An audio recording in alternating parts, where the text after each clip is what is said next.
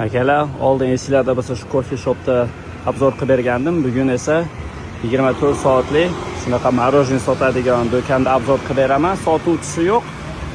Bu parranda joylashgan. Xullas akalar, bu biznes o'zimizda yemaydi. Ishoning, yemaydi. Bu o'g'lab ketishadi-da, qiyin masala.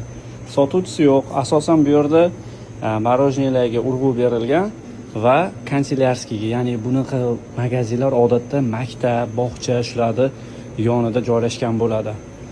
Kanselyarskilar bor, ko'proq marojniylar narxlari juda arzon.